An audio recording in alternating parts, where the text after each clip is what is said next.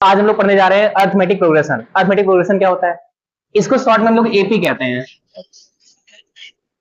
AP, कोई भी चीज अगर एपी में रहती है तो उसमें क्या होता है, कॉमन डिफरेंस सेम होता है। जैसे मान लो लिखा हुआ है यहाँ पे 2 4 6 8, यानी कि 2 की टेबल अगर लिखी हुई है क्लास, है ना, अगर 2 का पहाड़ा लिखा हुआ है, यानी 2 की टेबल, 2 1 2, 2 2 4, 2 3 6, 2 4 8, 2 5 10, याद है तुम लोग को?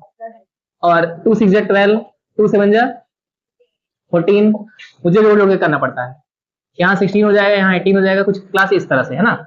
ये टेबल तो 20 मतलब 2 10 20 2 11 से आगे बढ़ती चली जाएगी ना, कोई दिक्कत नहीं होगी। तो ये सीक्वेंस अगर यहाँ पे जो देखेंगे आप, ये जो है एपी में है। कैसे है ये? एपी में। क्यों एपी में है? क्योंकि यहाँ पे सब में गैप जो देख रहे हैं आप, गैप है ना, 2 2 को गैप बन रहा है सब में, है ना। Ayan, focus on the board, है ना। यहाँ पे जो गैप बन रहा है वो 2 2 का गैप बनता जा रहा है, यानी 2 4 6 8 10, है ना। और यहाँ पे सबसे पहला वाला जो टर्म होता है इसको बोलते हैं फर्स्ट टर्म। क्या बोलते हैं इनको हम? First term. फर्स्ट टर्म को हम लोग ए से रिप्रेजेंट करते हैं। कैसे करते हैं? ए से रिप्रेजेंट करते हैं। और उसके बाद वाले जो टर्म्स होते हैं उनके second term, third term, fourth term, ऐसे से बोलते चले जाते हैं, ठीक है ना। इनके जो बीच में डिफरेंस आ रहा है, इनके बीच में जो सब में डिफरेंस आ रहा है उनको कॉमन डिफरेंस कहते हैं, है ना। अच्छा, ये सबसे पहले इनके बीच में डिफरेंस कितना आएगा? इन दोनों बीच में डिफरेंस कितना होगा? 2 का होगा, यानी कि पीछे वाले में से आगे वाले को माइनस कर देंगे। कैसे निकालेंगे हम? डिफरेंस 1 जो आएगा हम लोग का, डिफरेंस 1 वो आएगा 4 - 2 करके, पीछे वाले में से आगे वाले को माइनस कर देंगे बच्चा। तो कितना आ जाएगा? 2 आ जाएगा। हाँ सर, आ गया 2, ठीक है। उसके बाद ये हो जाएगा D1, मान लो डिफरेंस 1, और फिर से हम आगे वाले इन दोनों के बीच में देखेंगे कितना डिफरेंस है, तो फिर से पीछे से इसमें माइनस कर देंगे हम। तो इन दोनों में माइनस करो, कितना आएगा? फिर से 2 ही आएगा ना, D2 हो जाएगा वो, यानी 6 में से हम 4 माइनस कर देंगे, 6 में से 4 माइनस कर देंगे तो आ जाएगा फिर से 2। यानी कि हम देख रहे हैं बार बार जो है डिफरेंस बराबर आ रहा है ना। बार बार जो डिफरेंस होता है जिसको हम कॉमन डिफरेंस कहते हैं वो बराबर आ रहा है यहाँ पे। तो D1 D2 बराबर हो गया। ऐसे ही हम कह सकते हैं D3 निकाल कर देख सकते हो आप लोग, है ना। D3 निकाल कर देख सकते हो। 8 में से 6 जाएगा, कितना बचेगा? 8 में से 6 जाएगा, कितना बचेगा बच्चा? 2 बचेगा। सही है। फिर से अगर हम D4 निकाल कर देखें तो D4 अगर निकाल कर देखें तो D4 ये वाला जाएगा ना भाई, ये कौन हो गया? D3 हो गया। और ये कौन सा है? D4 हो जाएगा।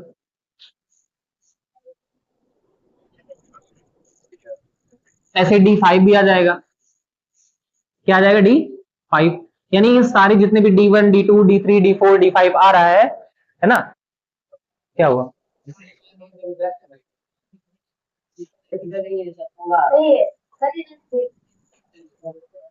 या जब फिक्स था एक जगह पे तुम लोग खड़े होकर देख लियो और हिलाया रखो उसको, ठीक है। चलो सुनो क्लास। तो D1, हाँ हम सब कर देंगे, परेशान डोंट वरी। तो D1 D2 D3 D4 जो होता है, सारी इसकी वैल्यूज जो होती है यहाँ पे बराबर आ रही है। या D4 भी देख लो आप निकाल कर, यहाँ पर D4 कितना आ जाएगा? 10 - 8, तो वो आ जाएगा 2।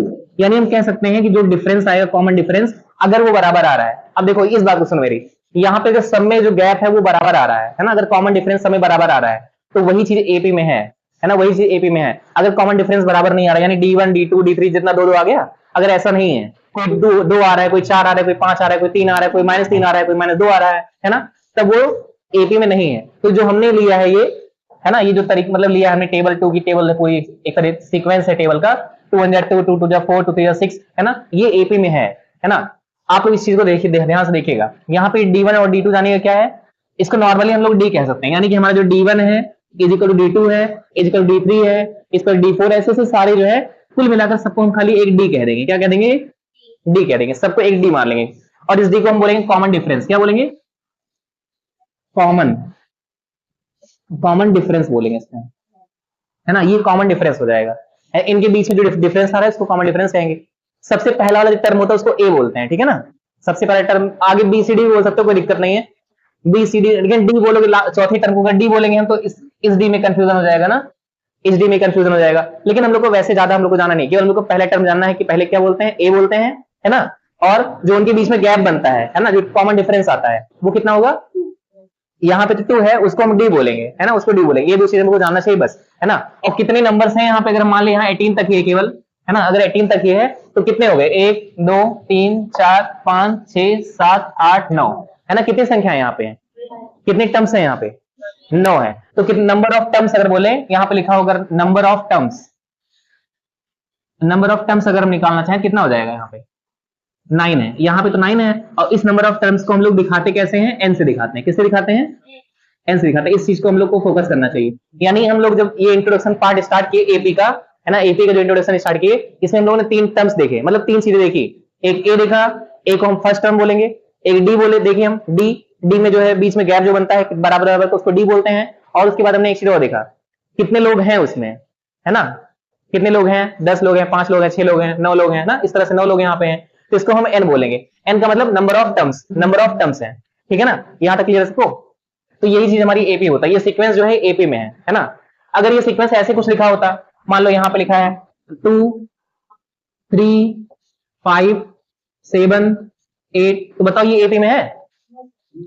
तेज से बोलो, है ना। एपी में नहीं, क्यों नहीं एपी में है?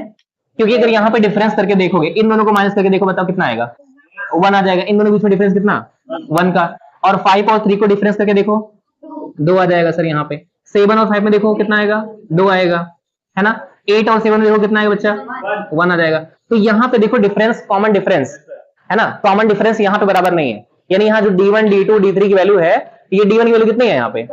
D2 की, D3 D4, है ना, सारी वैल्यूज अलग अलग है। तो यहाँ जब कॉमन डिफरेंस बराबर है ही नहीं, तो ये जो है हमारा जो पैटर्न दिया गया है, पैटर्न बोलेंगे इसको हम, है ना। अगर तुमसे पूछे ये जो पैटर्न है ये एपी में है कि नहीं है ना। हम सीक्वेंस नहीं कह सकते, क्योंकि सीक्वेंस एंड सीरीज हम लोग को 11th क्लास में पढ़ना होता है। सीक्वेंस एंड सीरीज एक चैप्टर होता है, क्लास 11 में पढ़ते हैं हम लोग, है ना। हम सिंपली कह रहे हैं कि ये जो पैटर्न है, ये एपी में है कि नहीं है। तो हम यहाँ पे देख सकते हैं पैटर्न हमारा एपी में नहीं है, क्योंकि यहाँ पे कॉमन डिफरेंस बराबर नहीं है। एग्जाम में क्वेश्चन आते हैं, लिखा रहता है, मतलब 2 ऑप्शन दे, 4 ऑप्शन दे देगा, है ना, ऐसे लिख लिख कर। कोई ऐसे लिख देगा, देखो जैसे ये लिखा है कि हो गया, ऐसे नीचे एक ऑप्शन और दे देगा, ये वाला दे देगा, फिर ऐसे 2-3 ऑप्शन दे देगा। इसमें पूछेगा इसमें से कौन सा कौन सा पैटर्न जो है एपी में है ना। कौन सा टर्म जो है, टर्म नहीं, पैटर्न कौन सा इसमें एपी में है, ठीक है। तो हम उसे बता देंगे, टिक कर देंगे। या एग्जाम में ऐसे भी क्वेश्चन आता है, इसमें से कौन सा पैटर्न जो है एपी में नहीं है ना। सारा चेक कर लेंगे, जिसमें कॉमन डिफरेंस हमें बराबर आ रहा है वो तो एपी में हो जाएगा, और जिसमें नहीं आ रहा है वो एपी में नहीं होगा। बस इस तरह से चीजें इसमें शुरुआत होती है चैप्टर का, है ना। तो यही शुरुआत है चैप्टर की। पहले जानना है हम लोग को, ये जो पैटर्न होता है जिसमें कॉमन डिफरेंस बराबर होता है, उसको हम लोग एपी कहते हैं। वो पैटर्न हमारा एपी में है, ठीक है ना। समझ आ गया सबको? तो एपी समझ आया? चलो नोट कर लो।